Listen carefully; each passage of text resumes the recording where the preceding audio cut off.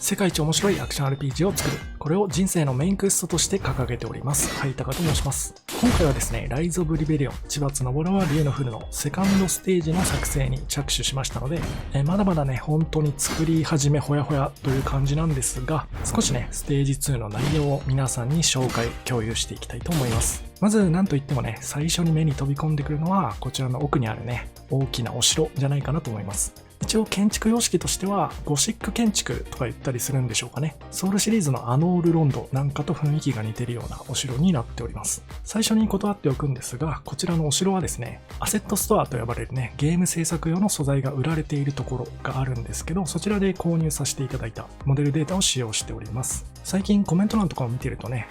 新しくうちのチャンネル見始めてくれた視聴者の方も少しずつ増えてきてるみたいなので、今一度ね、チームハイタカの開発メンバー紹介しておきます。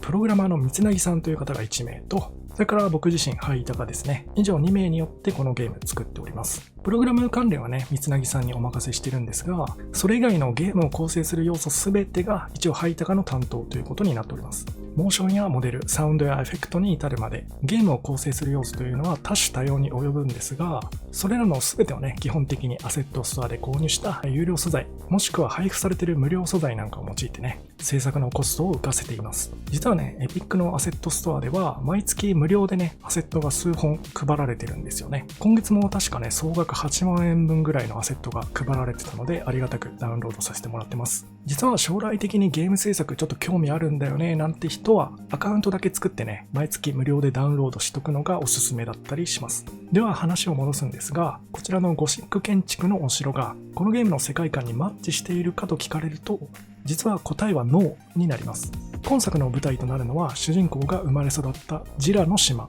というところになります。そこに大陸側の国ハクナというところが攻め入ってきて、島の全土を占領されてしまった状態からゲームはスタートします。主人公は島の奪還を果たすために、その取っかかりとなる韓流の貼り付けと呼ばれる儀式的なパワースポットを奪い返すところを第一目標としています。大陸側のハクナにはね、おそらくこういったゴシック建築風の建物も散見されると思うんですが、このジラの島にある建築物としては少しマッチしていないかなというところになります。このお城自体は島の古代文明の人間たちが作り上げた聖域とでも呼べる場所になっておりまして、現代に至るまで割と綺麗な状態で残っている唯一の建造物となっております。僕の中のイメージではこういったゴシック建築のようなね、現実にあるような風貌、見た目であるというよりは、もう少しオリエンタルな建築様式もミックスさせたような、現実ではちょっと見ないような作りの建物であるというイメージが強いです。それを今作ではこちらのアセットで置き換えよう、代用しようというわけですね。わかりやすく言っちゃうと、妥協したということになります。開発コストのかけ方、つまりどこに重きを置いて逆にどこは切るのか、こういったところは全てディレクターである僕に決定権があります。そしてそれによって生じる結果も全て僕に責任があります。今回のこのお城の話を聞いて、それだったらこのゲーム買わないわって思った方もいらっしゃると思います。それも全て僕の責任です。このお城の話はあくまで一例であって、こういったことは今までこのゲームの開発においてめちゃくちゃたくさんやってきた決断の一つです。そもそも誰もやらないようなね、このゲームの制作過程を全て YouTube に垂れ流すという選択を取ったのも僕自身ですし、それによってね、もし売り上げが増減した場合は僕に責任があると思ってます。ただ一つ言えることとしては、そうやって去っていってしまった人たちも必ず将来的には引き戻してみせます。冒頭でも言った通り、僕は人生のメインクエストとして世界一面白いアクション RPG を作り上げるということを目指しています。まだ一本も販売すらしたことないですが、今作をしっかり面白いものとして作り切って、そこで得た利益を全て次回作に全ベットしてですね、開発チームをどんどん大きくしていく。もちろん僕自身の寿命も全て捧げるつもりなので、今回チャレンジできなかった様々な要素、このお城の外観についても一つですよね。全部リベンジして最高のゲーム、寿命が尽きるまでに必ず作り上げます。期待したい人は期待してくれていいし、もう見たくねえよって人はもちろん去ってくれても構わないです。ただ僕確信してるんですよ。その去っていく人たちもゲーマーであるならね、必ず 5T レベルのいいもの作り上げたら絶対戻ってきてくれるって信じてるんですよ。だって僕自身がそうですもん。もう面白いゲームに目がないんですよ。よだれが出るほどおもろいゲームがやりたくて仕方がない。僕の原動力はいずれ完成するその世界一面白いアクション RPG を僕自身がプレイしたいっていう、そこなんですよね。この気持ち、ゲーマーだったらみんな理解してくれると思うんで、今後もね、必ずメインクエスト完了できるように前進していきます。とまあね、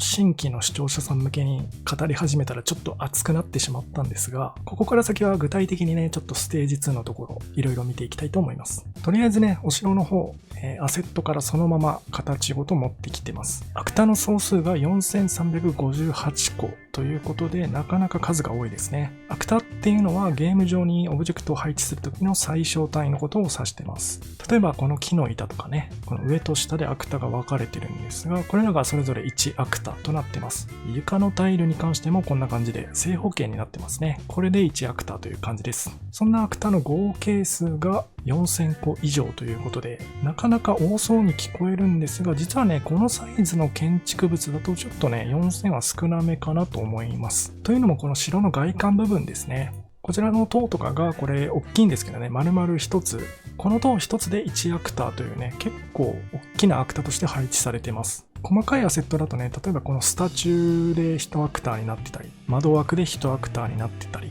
みたいな感じで、アクタが細分化されててカスタマイズ性がね、上がってるアセットとかもあったりするんですが、とりあえず外観のね、外から見た時のこの荘厳たる見た目、ドーンっていうインパクトを重視したい場合なんかは、カスタマイズ性よりもね、完成した見た目としての管理のしやすさなんかが上がるので、これはこれでいいかなと思ってます。城の外観に関してはね、このアセットベースでいこうと思うんですが、内部の構造に関してはかなり手を入れようと思ってます。というのもですね、このお城を正面玄関のここから入って、まっすぐ進んでね、部屋が3部屋4部屋分ぐらいあって、最後にこの噴水ですかね、噴水広場のところで行き止まりになるという構造なんですが、ちょっとね、外観の割に中身はかなりシンプルというか、ほぼ入り口部分しか用意されてないという感じになっているので、ここはね、もちろんそのゲームごとにどんな感じのレベルデザインにするのかっていうのはいろいろあると思うので、あえてね、外観に特化したようなこんな作りになっているのかなと思います。こういったお城のマップとかね、敵配置とかアイテム配置考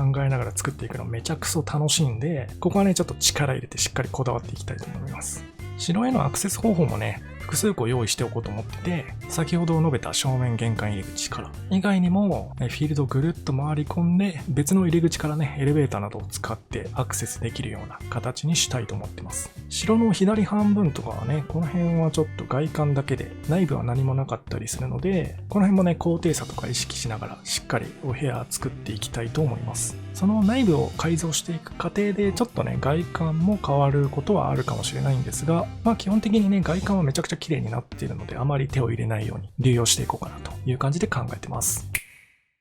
あとはステージ1とのつながりに関してなんですが、これに関してはね、普通にロードを挟んでワープしていくという形でゲーム上をね、実装していこうと思ってます。一応世界観的な話をしておくと、地脈と呼ばれるね、チェックポイント間をメイナスであれば、瞬間的にね、ワープして移動する。ゲーム的にはファストトラベルできるという形になっているんですが、その技術を持ってね、ステージ1のこの崩れた橋の部分から、ステージ2のね、橋の反対側までワープするという形で主人公はここにアクセスしていきます。この間でね、ロードを挟むことにしたのは、もう完全に技術力的な問題ですね。一つのマップで複数の大規模ダンジョンを管理するというのがちょっと難しかったからということになります。一応、アンリアルエンジン自体はね、オープンワールドとかも全然作っていけるゲームエンジンにはなってるんですが、なので僕たち開発チーム側の問題というところですね。この辺もね、次回作以降ではぜひリベンジしたい、大きな問題点の一つになりますかね。で、あと一応ですね、ステージ2からステージ1がね、円形として、背景として見えていたりとか、その逆もしっかりですよね。ステージ1からステージ2がちらっと見えてたり。っていうような位置関係にはなっているので、